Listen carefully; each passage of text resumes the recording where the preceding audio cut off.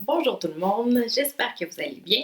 Aujourd'hui, j'ai décidé de filmer dans un nouveau décor parce que je me suis dit que puisque vous étiez en confinement chez vous, vous deviez en avoir assez de voir toujours un peu le même décor. Donc, je vais contribuer à ce changement dans ce nouveau décor-là.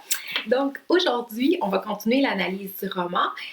Aujourd'hui, on va se concentrer surtout sur les relations familiales parce que même si le roman s'appelle L'Amant, qu'avec ce titre-là, on se dit, on va parler d'une histoire d'amour entre la petite et le chinois, l'amant chinois. En fait, c'est pas juste une histoire d'amour, c'est pas juste une histoire basée sur l'amant. C'est vraiment une histoire aussi des difficultés des relations familiales qui sont vécues par la petite. Vous avez sûrement remarqué que les relations familiales sont plutôt fortes, difficiles, je pense qu'on peut aller jusqu'à dire malsaines carrément. Donc, on va regarder justement des extraits qui présentent ça. Puis plus tard, on va parler évidemment de l'amant, là, puisque c'est quand même le titre du roman, mais c'est vraiment important de ne pas voir l'amant juste comme une histoire d'amour. C'est vraiment aussi une histoire d'amour familial, de désamour familial, de rapports compliqués avec la famille. Donc, on va regarder ça et je vous préviens tout de suite, ça va être un peu le festival des malaises parce qu'il y a vraiment beaucoup de passages qui sont qui créent un certain malaise. Là. Vous diriez sûrement que c'est malaisant, même si c'est pas un mot, mais je pense que ce serait approprié dans ce cas-là. Ça crée vraiment un malaise. Il y a tout, on va le voir là, entre la petite et ses frères, il y a toute une sorte d'aura d'inceste autour de cette relation-là qui est vraiment assez étrange. Mais d'abord, on va aller voir un petit peu le lien entre la petite et celui qu'elle appelle son petit frère. Donc, je vais vous lire un extrait. En fait, dans cet extrait-là, elle parle du fait qu'elle a toujours aimé son petit frère, puis que même si lorsqu'elle est adulte, il se voit plus, parce qu'il va mourir quand ils sont tous adultes, elle a vraiment l'impression que son amour pour lui ne pourra jamais changer. Donc, je vous lis un petit peu l'extrait, puis on en reparle après. Pour le petit frère, il s'est agi d'une immortalité sans défaut, sans légende, sans accident, pure, d'une seule portée. Le petit frère n'avait rien à crier dans le désert, il n'avait rien à dire ailleurs ou ici même, rien. Il était sans instruction, il n'était jamais arrivé à s'instruire de quoi que ce soit. Il ne savait pas parler, à peine lire, à peine écrire. Parfois, on croyait qu'il ne savait même pas souffrir. C'était quelqu'un qui ne comprenait pas et qui avait peur. Donc là, je vous arrête juste ici un petit peu. Je m'arrête plutôt dans la lecture ici. Ce qui est intéressant, c'est que la façon dont elle parle du petit frère, ça nous fait penser un petit peu à la façon dont elle parle d'Hélène Lagonelle, dont je parlerai dans la prochaine capsule. C'est-à-dire qu'elle va dire que Hélène Lagonelle, elle n'est pas capable d'apprendre. Elle va à l'école, mais elle n'est pas capable de retenir quoi que ce soit. Elle n'a pas une grande compréhension des choses. Elle la présente un peu comme étant simple d'esprit. On a l'impression que c'est un petit peu la même chose avec le petit frère. Puis, la dernière phrase du paragraphe que je viens de vous lire, c'était quelqu'un qui ne comprenait pas et qui avait peur. Mais ici, le fait qu'il ait peur, ça nous rappelle la peur que ressent l'amant. On va en parler plus tard, mais quand elle parle de l'amant, elle va souvent dire que c'est quelqu'un qui a peur. Et l'idée que ça nous donne là-dedans, c'est que les personnes qu'elle aime le plus dans le roman, c'est son petit frère, Hélène Lagonelle, et bien sûr l'amant. Et ce sont trois personnes qui ont en commun cette peur-là. Donc, c'est un peu comme si la peur éveillait chez elle quelque chose, soit envie de protéger, de s'occuper de quelqu'un, et que c'est ce qui faisait qu'elle aimait les gens qui sont un peu plus, entre guillemets, faibles. Donc ça, c'est intéressant parce que ça revient à plusieurs endroits. Donc, je continue. Cet amour insensé que je lui porte reste pour moi un insondable mystère. Je ne sais pas pourquoi je l'aimais à ce point-là, de vouloir mourir de sa mort. J'étais séparée de lui depuis 10 ans quand c'est arrivé et je ne pensais que rarement à lui. Donc ici, ce qu'elle dit en fait, c'est que quand elle apprend sa mort, ça fait 10 ans qu'ils n'ont plus vraiment de contact, qu'elle ne pense pas vraiment à lui. Mais quand elle va apprendre sa mort, ça va vraiment, vraiment la plonger dans une détresse extrême. Je l'aimais, semble-t-il, pour toujours, et rien de nouveau ne pouvait arriver à cet amour. J'avais oublié la mort. On parlait peu ensemble, on parlait très peu du frère aîné, de notre malheur, de celui de la mer, de celui de la plaine. On parlait plutôt de la chasse, de carabines, de mécanique, des autos. Il se mettait en colère contre l'auto cassée et il me racontait, il me décrivait les bagnoles qu'il aurait plus tard. Je connaissais toutes les marques de carabines de chasse et toutes celles des bagnoles. On parlait aussi bien sûr d'être dévoré par les tigres, hein. On se rappelle qu'ils vivent près de la jungle. Donc d'être dévoré par les tigres si on ne faisait pas attention ou de se noyer dans le rack si on continuait à nager dans les courants. Il était de 2 ans mon aîné. Ici, elle termine ce paragraphe-là en disant « Il était de 2 ans mon aîné ». Et tout le long du roman, elle l'appelle le petit frère. On a toujours l'impression qu'il est plus jeune qu'elle, mais en fait, c'est le contraire. Il est plus vieux, mais elle a vraiment envie de le protéger, être un petit peu maternelle envers lui. Donc, on voit que l'amour pour son petit frère est tellement fort qu'elle n'arrive pas à comprendre pourquoi elle l'aime autant. Puis quand il va mourir, elle va avoir du mal à parler, elle va avoir du mal à se remettre de sa mort, elle va même avoir envie de mourir elle-même tellement ça va l'affecter, même si elle n'a plus de contact. C'est un peu comme si l'amour qu'elle ressentait pour lui, il n'y a rien qui pouvait arriver, qui pouvait changer cet amour-là. Donc c'est pour ça qu'elle ne ressentait pas nécessairement le besoin d'être en contact plus longtemps. Maintenant, on va aller voir un passage qui est un passage que vous avez peut-être lu rapidement sans nécessairement porter attention aux détails qu'on va retrouver, mais c'est un passage qui parle de l'amant. Puis là, vous dites, ben, pourquoi je lis un passage de l'amant alors que je vous ai dit que j'allais parler des relations familiales? Ben, elle parle d'un moment où elle a une relation sexuelle avec l'amant et pendant qu'elle a une relation sexuelle avec lui, elle va se mettre à penser aux membres de sa famille. Ce qui est déjà un petit peu étrange. Hein? Je vous disais que ça allait être le festival du malaise, je vous ai pas menti. Donc, je vais lire l'extrait au complet. Puis, vous inquiétez pas si vous avez lu l'extrait et que vous n'avez pas trouvé ça bizarre, que vous n'avez pas nécessairement tout compris. C'est tout à fait normal parce que c'est assez mélangeant la façon dont c'est formulé. Donc, je vais lire l'extrait, puis après, on regarde les petits détails. Je regardais ce qu'il faisait de moi. Ici, on parle de l'amant, pardon pour que ça soit clair ici. Elle raconte en fait une nuit avec l'amant. Je regardais ce qu'il faisait de moi, comme il se servait de moi. Et je n'avais jamais pensé qu'on pouvait le faire de la sorte. Il allait au-delà de mon espérance et conformément à la destinée de mon corps. Ainsi, j'étais devenue son enfant. Il était devenu autre chose aussi pour moi. Je commençais à reconnaître la douceur inexprimable de sa peau, de son sexe, au-delà de lui-même. Je vais juste arrêter ici. Ça, je vais y revenir là, quand je vais parler de l'amant. Mais l'amant s'occupe d'elle un peu comme... C'est bizarre un peu, mais d'une façon presque paternelle ou même maternelle. Hein? Et ici, quand elle dit j'étais devenue son enfant, il était devenu autre chose aussi pour moi. Donc, souvent, quand elle parle de l'amant, elle va dire qu'il la traite comme si elle était son enfant, sauf que leur relation est basée sur la sexualité. Donc, c'est assez étrange, mais ça, j'en reparlerai. Je continue, pardon. Donc là, ici, c'est là que les frères vont arriver un peu. L'ombre d'un autre homme aussi devait passer par la chambre, celle d'un jeune assassin. Mais je ne le savais pas encore, rien n'en apparaissait encore à mes yeux. Donc ici, quand elle parle de l'ombre d'un autre homme, un jeune assassin, ici, elle fait référence à son frère aîné. Et quand elle dit qu'elle ne le sait pas encore, c'est, en fait, on se rappelle hein, qu'elle écrit ce texte-là beaucoup plus tard, lorsqu'elle est adulte, et elle se rend compte, en fait, en étant adulte, que il y a des moments où, quand elle était avec l'amant, elle avait des pensées qui étaient tournées vers son frère aîné. Donc, on va parler un peu plus, mais elle est comme une sorte d'attirance physique envers son frère aîné, puis une peur de lui en même temps. Donc, quand elle est avec l'amant, passe à son frère aîné parce qu'elle sait aussi qu'il serait vraiment très, très en colère de savoir ce qu'elle fait aussi. Là. Donc, il y a ce côté-là aussi. Donc, c'est juste comme une pensée qu'elle a. Et après, je continue. Elle dit celle d'un jeune chasseur aussi devait passer par la chambre. Mais pour celle-là, oui, je le savais quelquefois, il était présent dans la jouissance. Et je le lui disais à l'amant de Cholène. Je lui parlais de son corps et de son sexe aussi, de son ineffable douceur, de son courage dans la forêt et sur les rivières aux embouchures des panthères noires.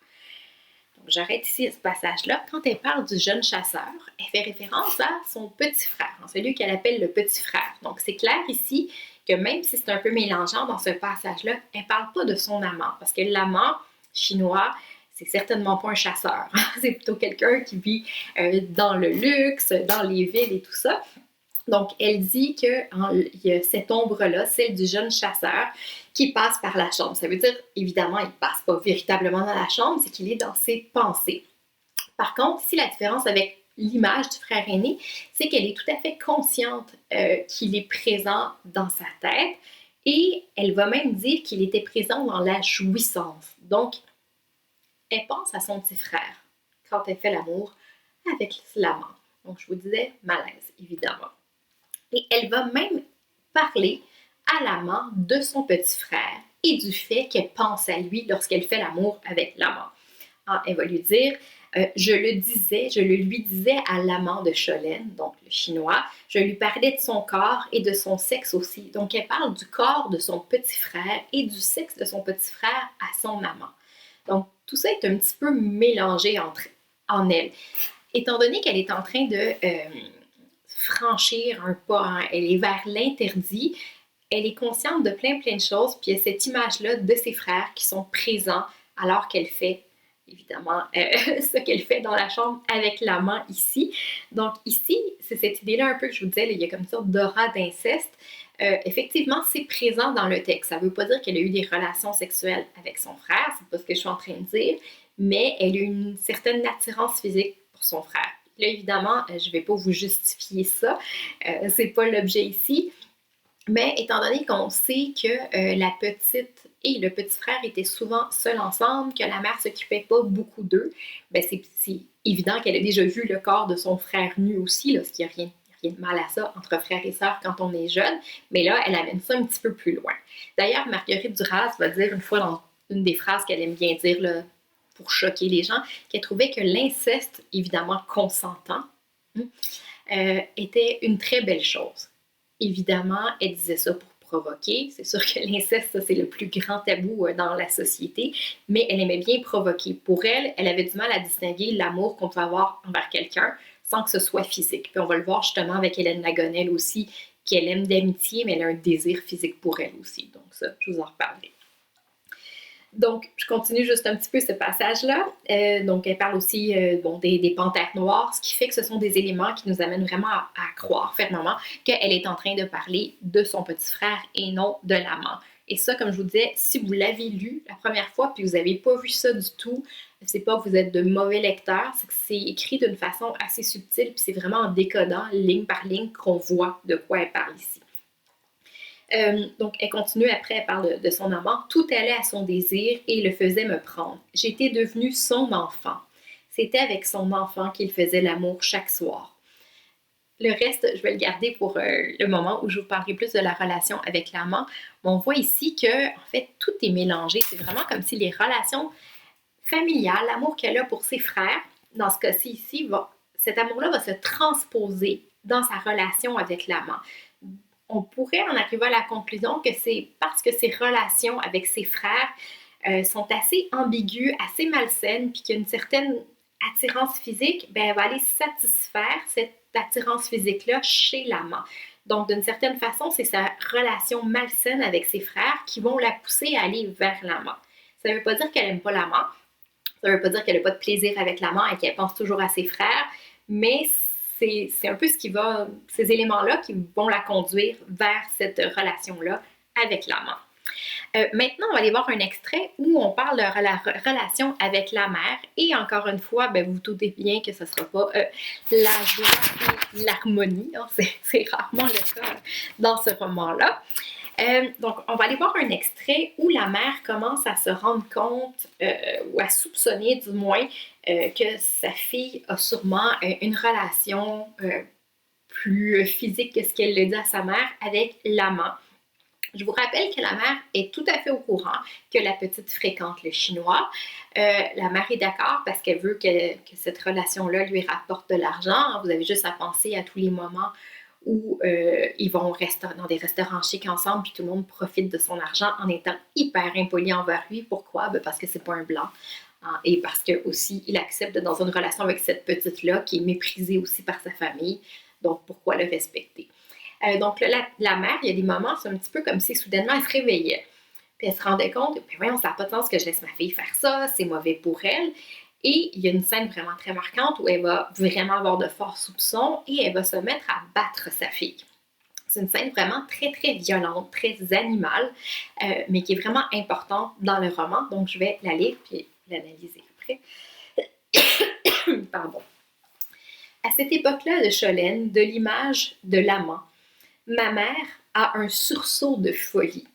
Elle ne sait rien de ce qui était arrivé à Cholène, donc elle n'est pas tout à fait au courant de ce qui se passe, mais je vois qu'elle m'observe, qu'elle se doute de quelque chose. Elle connaît sa fille, cet enfant. Il flotte autour de cet enfant depuis quelque temps un air d'étrangeté, une réserve, dirait-on, récente, qui retient l'attention. Sa parole est plus lente encore que d'habitude, et elle, si curieuse de tout, elle est distraite, son regard a changé.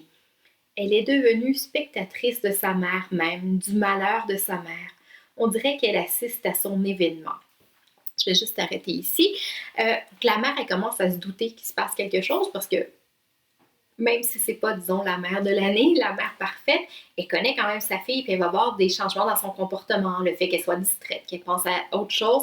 Elle voit que sa fille est en train de subir une transformation, qu'il se passe quelque chose d'important dans sa vie. Donc, sa mère va se mettre à s'inquiéter. Puis aussi, elle se rend compte que sa fille est moins impliquée dans la vie de la mère, dans les malheurs que vive la mère.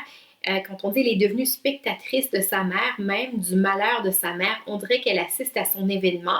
On voit ici dans ce passage-là que tranquillement, la fille commence à se détacher. À partir du moment où elle commence à fréquenter l'amant, c'est vraiment une coupure qui est en train de se faire avec la famille, qui n'est pas radicale, qui n'est pas du jour au lendemain, qui se fait tranquillement, mais elle s'éloigne de plus en plus.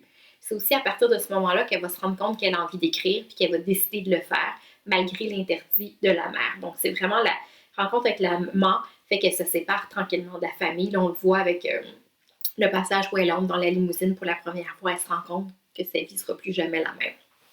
Donc, je reviens à mon extrait. L'épouvante soudaine dans la vie de ma mère. Sa fille court le plus grand danger, celui de ne jamais se marier, de ne jamais s'établir dans la société, d'être démunie devant celle-ci, perdue, solitaire. Donc ici, j'arrête. La mère se rend compte évidemment que si sa fille a des relations avec cet amant chinois-là, alors qu'elle n'est pas mariée, qu'elle est mineure aussi, elle ne pourra plus jamais se marier dans la colonie. Les hommes ne voudront pas d'elle, les familles respectables ne voudront pas d'elle. On va commencer à la traiter même de prostituée. Donc, évidemment, la mère, soudainement, c'est comme si elle avait, au lieu de dire qu'elle a un sursaut de folie, c'est comme si, au contraire, elle avait un sursaut de lucidité, puis elle se dit, je ne peux pas laisser ma fille continuer à faire ça, sa vie va être finie. Et sa réaction, ça va être de faire une grosse crise et de se jeter à coups de poing sur sa fille. Dans des crises, ma mère se jette sur moi. Elle m'enferme dans la chambre, elle me bat à coups de poing. Elle me gifle, elle me déshabille, elle s'approche de moi. Elle sent mon corps, mon linge. Elle dit qu'elle trouve le parfum de l'homme chinois. Elle va plus avant, elle regarde s'il y a des taches suspectes sur le linge et elle hurle la ville à l'entendre que sa fille est une prostituée, qu'elle va la jeter dehors, qu'elle désire la voir crever et que personne ne voudra plus d'elle, qu'elle est déshonorée, une chienne vaut davantage. Et elle pleure en demandant ce qu'elle peut faire avec ça, sinon la sortir de la maison pour qu'elle n'empuantisse plus les lieux. Ici, là, c'est vraiment une scène très violente parce que non seulement la mère va frapper la petite, mais aussi elle va se mettre à vraiment envahir son corps, son intimité en la déshabillant pour voir justement s'il y a des traces du chinois sur elle. Elle va sentir ses vêtements, elle va chercher des taches suspectes. Donc, il y a vraiment quelque chose de très, très animal dans le comportement de la mère. Puis en même temps, ce qui est très triste, c'est que c'est un moment où la mère a raison d'être inquiète. C'est juste que sa façon d'agir, évidemment, est complètement répréhensible. Elle se met à battre sa fille, mais c'est des crises vraiment où soudainement elle est lucide et ça la rend encore plus folle. Et là, comme si ce passage-là n'était pas assez dérangeant, il va y avoir le grand frère qui va être là. Derrière les murs de la chambre fermée, le frère. Le frère répond à la mère. Il lui dit qu'elle a raison de battre l'enfant. Sa voix est feutrée, intime, caressante. Ça, c'est un mot dérangeant, caressante. Il lui dit qu'il leur faut savoir la vérité à n'importe quel prix. Il leur faut la savoir pour empêcher que cette petite fille ne se perde, pour empêcher que la mère en soit désespérée. La mère frappe de toutes ses forces. Le petit frère crie à la mère de la laisser tranquille. Il va dans le jardin, il se cache, il a peur que je sois tué. Il a peur, il a toujours peur de cet inconnu, notre frère aîné. Donc on voit ici que la réaction du petit frère, c'est d'avoir peur, mais il n'est pas vraiment capable d'agir, il n'a pas le courage d'agir pour vraiment protéger sa petite sœur, hein, puisque je vous rappelle qu'il est plus vieux qu'elle. La peur du petit frère calme ma mère. Elle pleure sur le désastre de sa vie, de son enfant déshonoré. Je pleure avec elle, je mens, je jure sur ma vie que rien ne m'est arrivé, rien, même pas un baiser. Comment veux-tu, je dis, avec un Chinois? Comment veux-tu que je fasse ça avec un Chinois si laid, si malingre? Malingre, ça veut dire très, très maigre ici, qu'il n'y a pas de force de vitalité. Je sais que le frère aîné est rivé à la porte. Il écoute. Il sait ce que fait ma mère. Il sait que la petite est nue et frappée. Il voudrait que ça dure encore et encore jusqu'au danger. Ma mère n'ignore pas ce dessein de mon frère aîné, obscur, terrifiant. Ici, vraiment, ce qui est extrêmement dérangeant dans ce passage-là, c'est non seulement le fait que la mère batte sa fille, mais aussi c'est le fait que le frère aîné soit derrière et qu'il semble avoir presque un plaisir sexuel, du moins malsain, à savoir que sa petite sœur est en train de se faire battre. Donc, c'est vraiment un passage qui montre à quel point la dynamique familiale est vraiment extrêmement dangereuse, toxique, mauvaise. Ce sont vraiment des relations malsaines. Même quand il y a de l'amour, ça se passe jamais bien. Évidemment, j'en avais parlé au début, je pense dans les premières capsules, mais la mère, elle n'est vraiment pas stable mentalement, on le voit. C'est ce qui fait qu'elle n'arrive pas à bien s'occuper de ses enfants. C'est ce qui fait qu'elle a des moments où elle est très lucide, d'autres moments elle est complètement folle. Donc, les enfants ne peuvent pas avoir vraiment de stabilité. Alors, donc c'est un passage où, en fait, la mère va avoir un moment de tendresse envers sa fille, parce que d'habitude, elle n'a pas beaucoup de tendresse envers elle. Et la petite, à ce moment-là, porte une bague de fiançailles. Elle n'est pas vraiment fiancée, mais c'est une façon un peu d'acheter la paix. Le Chinois lui a donné une bague de fiançailles pour que les gens la traitent moins de prostituée. Mais ça ne fonctionne pas tant que ça. Mais bon, il n'a pas l'intention de l'épouser. Là, on le sait que c'est pas possible à cause des différences raciales, sociales aussi. Hein, on sait que le père est complètement contre ça. Donc, je vous lis le passage. Quand elle a vu le diamant, donc le diamant qu'elle a au doigt, elle a dit d'une petite voix, ça c'est la mère qui parle, ça me rappelle un petit solitaire que j'ai eu aux fiançailles de mon premier mari, parce que la mère a déjà eu un mari avant le père de la petite. Je dis, Monsieur Obscur, c'est le nom qu'il lui disait, on rit. C'était son nom, dit-elle, c'est pourtant vrai. Et là ici, ce qui est intéressant, c'est que d'habitude, on va parler de la mère à la troisième personne singulier, de la petite aussi, mais là, on utilise le on. Donc, c'est pas anodin, c'est un des rares moments où il y a une complicité entre la mère et la fille. C'est très rare. Nous nous sommes regardés longuement, et puis elle a eu un sourire très doux, légèrement moqueur, empreint d'une connaissance si profonde de ses enfants et de ce qui les attendrait plus tard, que j'ai failli lui parler de Cholène.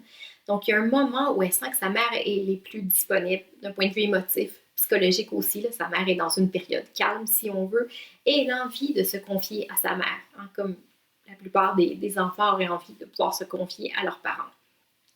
Je ne l'ai pas fait, je ne l'ai jamais fait. Elle a attendu longtemps avant de me parler encore, puis elle l'a fait avec beaucoup d'amour. Tu sais que c'est fini, que tu ne pourras jamais plus te marier ici à la colonie. Je hausse les épaules, je ris. Je dis, je peux me marier partout quand je veux. Ma mère fait signe que non. Non, elle dit, ici tout se sait, ici tu ne pourras plus. Elle me regarde et elle dit les choses inoubliables. Tu leur plais? Je réponds, c'est ça, je leur plais quand même. C'est là qu'elle dit, tu leur plais aussi à cause de ce que tu es toi. Elle me demande encore, c'est seulement l'argent? C'est seulement pour l'argent que tu le vois? Pardon.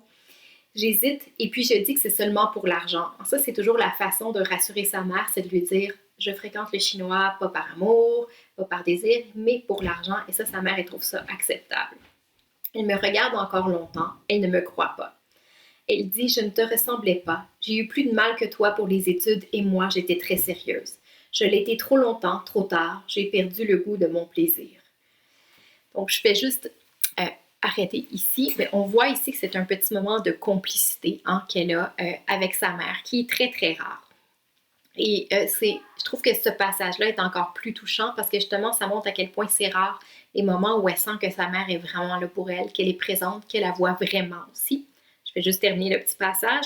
C'est un jour de vacances à Sadek. Elle se reposait sur un rocking chair, les pieds sur une chaise. Elle avait fait un courant d'air entre les portes du salon et de la salle à manger. Elle était paisible, pas méchante. Tout à coup, elle avait aperçu sa petite. Elle avait eu envie de lui parler. Donc ici, on dit tout à coup, elle a aperçu la petite. On a vraiment, encore une fois, cette idée-là que la mère, elle est presque tout le temps dans un moment de folie. Donc, dans la négligence, dans la maltraitance. Et il y a des moments où, soudainement, elle regarde sa fille. Elle la voit pour ce qu'elle est. Elle se rend compte qu'elle est là. Elle a envie de lui parler. Et pour moi, personnellement, je trouve que c'est un des passages les plus touchants du roman parce que c'est un moment de complicité entre la mère et la fille qui est tellement rare. Ça devrait être un moment de normalité, mais pour la petite, c'est l'exception, ce moment-là. Ce qui est la normalité, c'est la mère qui oublie de les nourrir, qui oublie de s'occuper d'eux, qui demande à sa fille d'aller chercher de l'argent avec les hommes et qui la bat aussi. Mais ce moment-là, encore plus rare, rend cruel encore plus le reste de la relation entre la mère et la petite. J'en avais parlé quand j'ai présenté la vie de Marguerite Duras, mais c'est vraiment ça le gros drame de la vie de Marguerite Duras. Puis là, on sait qu'elle s'est inspirée d'elle-même, évidemment, pour écrire cette histoire-là, de ne pas avoir eu l'amour de sa mère. Puis ça a été un deuil impossible à faire pour elle, l'amour de sa mère. Aussi, on sait que dans le roman, la mère s'est présentée, et c'était comme ça dans la vie de Marguerite Duras aussi, que la mère vraiment préfère le frère aîné, mais de beaucoup. Ça, on va le voir parce qu'elle va choisir vraiment le frère aîné avant les deux autres enfants. Elle va être désavantagée aussi dans le testament. Donc, c'est vraiment la mère choisit le fils aîné au détriment des autres. Je voulais aussi qu'on regarde justement un tout petit peu la relation entre la mère et le fils aîné pour voir à quel point c'est une relation qui est très, très fusionnelle. La mère, elle pardonne absolument tout au fils aîné, encore une fois, au détriment des deux autres. C'est assez évident. Donc, on va voir comment Marguerite, dont j'ai échappé une feuille, comment elle décrit justement son frère aîné. Que je vous dise aussi ce que c'était, comment c'était. Voilà, il vole les boys pour aller fumer l'opium. Ici, les boys, là, c'est pas sa gang d'amis, ses chums, c'est vraiment les employés, en fait, là, ceux qui font partie là, des domestiques. Il vole notre mère, il fouille les armoires, il vole, il joue. Mon père avait acheté une maison dans l'entre-deux-mers avant de mourir. C'était notre seul bien. Il joue. Ma mère la vend pour payer les dettes. Ce n'est pas assez, ce n'est jamais assez. Jeune, il essaie de me vendre à des clients de la coupole. C'est pour lui que ma mère veut vivre encore, pour qu'il mange encore, qu'il dorme au chaud, qu'il entende encore appeler son nom. J'arrête ici, c'est assez troublant. Hein? Dans une phrase comme ça, un peu comme si rien n'était, il disait « Ah, il essaie de me vendre à des clients de la coupole. » Donc, il est tellement endetté, c'est quelqu'un qui n'a tellement pas de sens moral, qui est prêt à vendre sa petite sœur à des hommes pour payer des dettes. Et on dit cette phrase-là qui est complètement horrible, vraiment. Et tout de suite après, on va dire c'est pour lui que ma mère veut vivre encore. Donc, le contraste entre l'horreur de ce qu'il a fait et l'amour de sa mère envers le frère aîné vient vraiment montrer à quel point c'est malsain, c'est injuste qu'elle aime autant ce fils aîné-là. Et la propriété qu'elle lui a achetée près d'Amboise, 10 ans d'économie en une nuit hypothéquée. Elle paye les intérêts et tout le produit de la coupe des bois que je vous ai dit. En une nuit. Il a volé ma mère mourante. C'était quelqu'un qui fouillait les armoires, qui avait du flair, qui savait bien chercher, découvrir les bonnes piles de draps, les cachettes. Il a volé les alliances, ces choses-là, beaucoup. Les bijoux, la nourriture. Il a volé d'eau, les boys, mon petit frère. Moi, beaucoup. Il l'aurait vendu, elle, sa mère. Quand elle meurt, il fait venir le notaire tout de suite dans l'émotion de la mort. Il sait profiter de l'émotion de la mort. Le notaire dit que le testament n'est pas valable, qu'elle a trop avantagé son fils aîné à mes dépens, parce que le petit frère est mort, là, il reste juste la petite et son frère aîné. La différence est énorme, risible. Donc, dans le testament que la mère a fait, c'est un testament qui avantage vraiment d'une façon exagérée le fils aîné au détriment donc de la petite. Et le notaire dit on ne peut pas accepter ça, mais elle va l'accepter. Il faut qu'en toute connaissance de cause, je l'accepte ou je le refuse. Je certifie que je l'accepte, je signe. Je l'ai accepté. Ici, là, dans ce passage-là, quand elle dit « je certifie que je l'accepte, je signe, je l'ai accepté », ça veut dire plus que le fait qu'elle a accepté le testament, qu'elle a accepté que sa mère en donne plus. Si vraiment de façon de dire, elle a accepté que sa mère ne l'aimera jamais autant ou ne l'a jamais aimé autant que son frère aîné. Elle accepte. Mon frère, les yeux baissés, merci. Il pleure. Dans l'émotion de la mort de notre mère, il est sincère. Donc ici, juste ce petit passage-là montre vraiment à quel point la mère était prête à tout pardonner au fils aîné, alors qu'il n'a rien fait, il n'a rien fait de bien. Puis c'est cette situation-là de favoritisme qui est vraiment, disons, empiré les relations familiales. Il y aurait plein d'autres passages que je pourrais vous lire, mais je pense que la vidéo va déjà être longue, donc je vais arrêter ici. La prochaine vidéo, on va parler vraiment plus de la relation avec l'amant, donc plus du côté amoureux là, des relations. Mais c'est vraiment important de remarquer que dans ce roman-là, on ne parle pas juste d'amour, de la relation avec l'amant. La famille, elle est tellement malsaine que d'une certaine façon, c'est les relations familiales malsaines qui vont pousser la petite à aller vers son amant, à aller chercher du réconfort, de l'amour, la sécurité, de la richesse qu'elle n'a pas du tout dans sa famille. Donc voilà, à bientôt!